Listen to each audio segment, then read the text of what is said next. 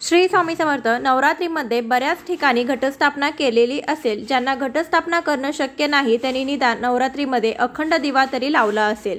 आपण घरामध्ये अखंड दिवा लावला आहे म्हणजे त्याची काळजी देखील आपण घ्यायला हवी. खंड न पडून देता 9 दिवस असाच दिवा हा तेवत ठेवणं म्हणजे अखंड दिवा. आणि नवरात्रीमध्ये अखंड दिवा लावला जातो. मनामध्ये काहीतरी संकल्प करून आपण अखंड दिवा लावतो. मग हा अखंड दिवा लावल्यानंतर तो दिवा जर विझल्यास तर आपण काय करावे. शिवाय नवरात्रीमध्ये अखंड दिवा लावलाय मग तो दिवा लावलेला असताना त्याची काजळी कशी काढायची, अखंड दिव्याची वात आपण वर ढकलून जी काजळी कशी काढायची ती पाहणार आहोत. अखंड दिवा विझू नये म्हणून काय करायचं ते देखील मी तुम्हाला सांगणार आहे. त्यानंतर अखंड दिवा आहे तो कधी उचलायचा आहे आणि अखंड दिवा आपण जेव्हा कवा उचलणार तेव्हा त्यामध्ये काय होतं, अखंड दिवा मोठ्या आकाराचा असतो तर त्यातलं कधी कधी तेल देखील गळतं. तर ते गळलेलं उरलेलं तेल किंवा अखंड दिव्यामध्ये जी आपण वात घातलेली आहे ती उरलेली वात याचं काय करायचं असं देखील मी तुम्हाला सांगणार आहे. जेणेकरून आपण जी अखंड दिव्यामध्ये ठेवलेली वात किंवा उरलेलं तेल आहे त्याचा देखील दुरुपयोग होणार नाही याची देखील मी तुम्हाला माहिती सांगणार आहे. त्यासाठी व्हिडिओ शेवटपर्यंत नक्की बघा. चॅनलवर नवीन असाल पहिल्यांदा माझे व्हिडिओ पाहत असाल तर चॅनलला अवश्य सबस्क्राईब करा. चला तर मग वेळ न घालवता आजच्या व्हिडिओला सुरुवात करूया. तर शारदीय नवरात्रीमध्ये सगळेजण आपापल्या परीने आपल्या देवीचा कुळाचार करत असतात, देवीची उपासना करत असतात. घरोघरी देवीच्या नावाने घट बसवले जातात, घटस्थापना केलेली असते. घटस्थापना केल्यानंतर आपलं जे धान्य उगवतं ते धान्य भरभरून उगवलं तर आपल्या घराची जी घराची जी आहे ती भरभराट होते असं देखील सांगितलं जातं. तर घरामध्ये अखंड दिवा लावला असेल, घटस्थापना केली असेल, तुम्ही नवरात्रीमध्ये देवीची ओटी भरली नसेल तर नक्की ओटी भरा. तुम्ही अष्टमीला नवमीला भरू शकता किंवा तुम्ही नवरात्रीमध्ये कधीही देवीची ओटी भरू शकता. काही जण कुलदेवीच्या दर्शनाला देखील जातात. नवरात्रीमध्ये अखंड दिवा लावला जातो.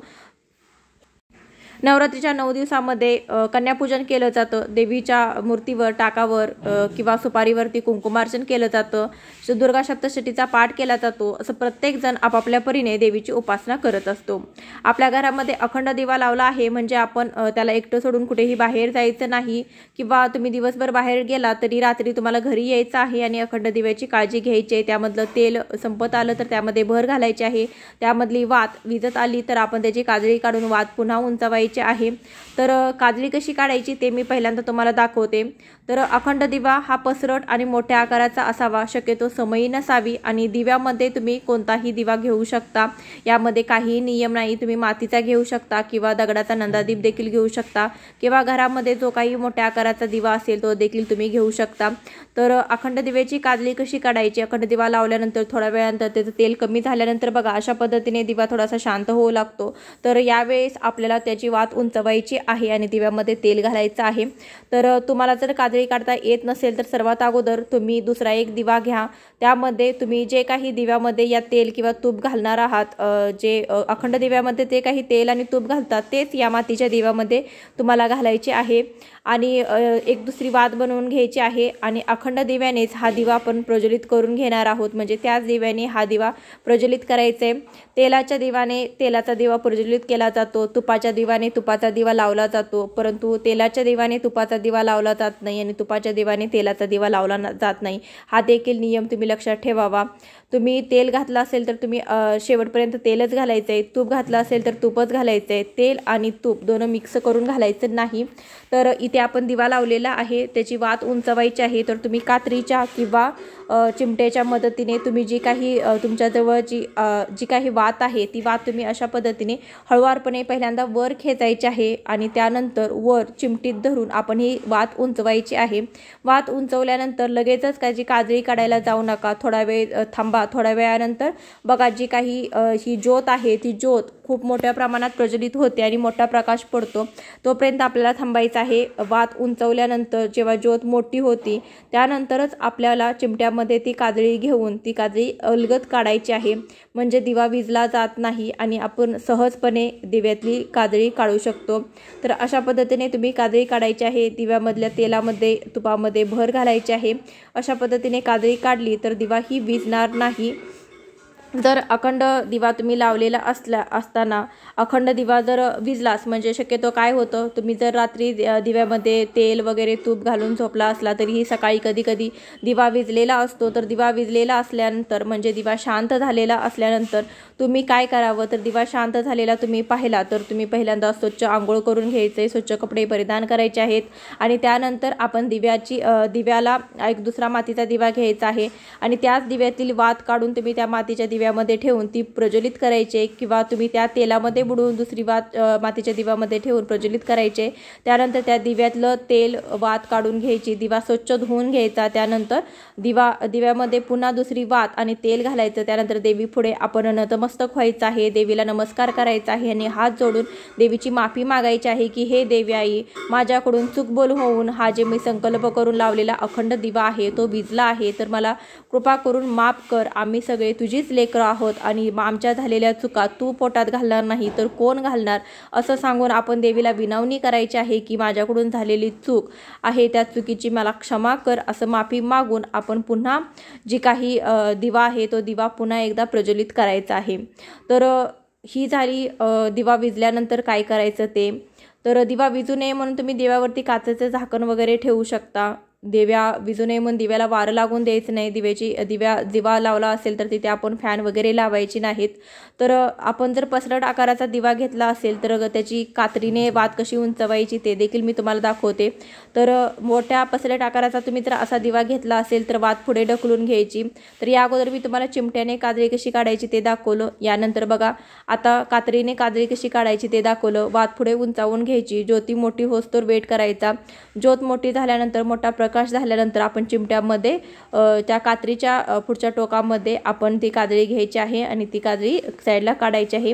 किंवा तुम्हाला जमत नसेल तर तुम्ही मातीचा दिवा घेऊ शकता आणि सर्वात अगोदर त्याच तेलामध्ये एक वात बुडवून ती मातीचा दिवा प्रज्वलित करू शकता आणि त्यानंतर तुम्ही दिव्याची काजळी काढू शकता. म्हणजे दिव्याची काजळी काढत असताना जर ही झालं दिवा जर मावळला, दिवा जर शांत झाला तर ही काही हरकत नाही. तर अशा पद्धतीने दिव्यातील वात उंचावून तुम्ही दिव्याची काजळी काढायची आहे. तुम्ही अखंड दिवा पहिल्यांदाच लावत असाल तर नक्कीच तुम्हाला त्याची काळजी घेता येणार नाही किंवा तुमच्याकडून काही चुका झाल्या तर मनामध्ये कोणतीही शंका ठेवायची नाही किंवा घाबरून जायचं नाही. दिवा विझला तर तुम्हाला पुन्हा कसा लावायचा ते देखील मी तुम्हाला सांगितलेलं आहे. तर दिव्याचं विसर्जन केल्यानंतर म्हणजे आपण दशमीला, जेव्हा नवमीला काही ठिकाणी घट उठवतात तर काही ठिकाणी दशमीला म्हणजे दसऱ्या दिवशी उठवतात. तर यावेळी आपण दिवा देखील थोडंसं आपली जी देवपूजा केल्यानंतर आपण जेव्हा उपवास सोडतो त्यानंतर दिव्याला हळदी कुंकू व्हायचं आहे आणि दिवा थोडा जागचा हलवायचा आहे. म्हणजे दिव्याचं विसर्जन करायचं आहे. दिव्याचं विसर्जन म्हणजे दिवा आपल्याला काढून टाकायचा नाही, आपल्याला दिवा उचलायचा आहे, त्याला विसर्जन असं म्हटलं जातं. त्यासाठी आपण दिव्यावरती थोड्याशा अक्षता टाकून दिवा थोडासा हलवायचा आहे. त्यानंतर आपल्या दिव्यामध्ये जे काही वात आणि जे काही तेल उरलेलं असतं तर त्याचं काय करायचं हा प्रश्न देखील पडतो. तर काही ठिकाणी दिवे हे गळले जातात आणि खाली भरपूर सारे प्लेट्समध्ये तेल साठलं जातं. तर या तेलाचं काय करायचं, तर तुम्ही एखादा मोठ्या आकाराचा कापूस घ्या. कापूस घेऊन तुमच्या दिव्यामधली जी काही वात आहे ती त्या कापसामध्येच मिक्स करा आणि दिव्यामधलं जे काही तेल आहे, खाली सांडलेलं जे काही तेल आहे ते या कापसाने तुम्ही पूर्ण पुसून घ्या. कापसामध्ये तेल शोषून घेतलं जाईल, ती कापूस आहे तो ओला होईल. ओला झाल्यानंतर तुम्ही एखाद्या त्याच दिव्यामध्ये किंवा एखाद्या दुसऱ्या प्लेटमध्ये तुम्ही हा कापूस ठेवून त्यावरती एक कापराची वडी ठेवून तो कापूस प्रज्वलित करा. तर हे हवन केल्यासारखं देखील होईल आणि तुमचे जे उरलेलं जे काही तेल आहे, जी काही वात आहे तर ती कुठे टाकलीही जाणार नाही, ते वायाही जाणार नाही आणि त्या वातीचा अपमान देखील होणार नाही. तर अशा पद्धतीने तुम्ही त्या उरलेल्या वातीचा आणि उरलेल्या तेलाचा वापर करू शकता. जर तुम्हाला हे करणं शक्य नसेल तर तुम्ही तुमच्या गार्डनमध्ये किंवा तुम्ही शेतामध्ये किंवा ज्या ठिकाणी कोणाचाही पाय पडणार नाही अशा ठिकाणी थोडासा खड्डा काढून त्यामध्ये हे उरलेलं तेल आणि उरलेली वात घालून त्यावरती माती टाकली तरीही चालेल. तर असं देखील तुम्ही करू शकता. तर अशा पद्धतीने आपण उरलेल्या तेलाची आणि उरलेल्या वातीची काळजी घ्यायची आहे. तर उपवास सोडल्यानंतर, नवरात्रीचा उपवास तुम्ही जर नवमीला सोडत असाल किंवा तुम्ही दशमीला जर दसऱ्याला सोडत असाल तर उपवास सोडल्यानंतर काही वेळानंतर तुम्हाला या दिव्याचं विसर्जन करायचं आहे. त्यासाठी काही करायचं नाही, फक्त दिव्यावरती हळदी कुंकू व्हायचं आहे आणि दिवा थोडासा अक्षता व्हायचे आहेत आणि दिवा थोडासा हलवायचा आहे. आगमन पुनरागमन असं सांगायचं आहे. त्यानंतर तुमचा संकल्प पूर्ण झालेला आहे. तुम्ही जो दिवा आहे तो फुंकर मारून विझवायचा नाही, दिवा मनाने शांत होऊन द्यायचा। तुमच्या मनामध्ये अजून काही प्रश्न असतील तर मला कमेंट करून नक्की सांगा, मी त्यावर उत्तर देण्याचा प्रयत्न करीन। भेटूया अशाच एखाद्या व्हिडिओसोबत, तोपर्यंत श्री स्वामी समर्थ।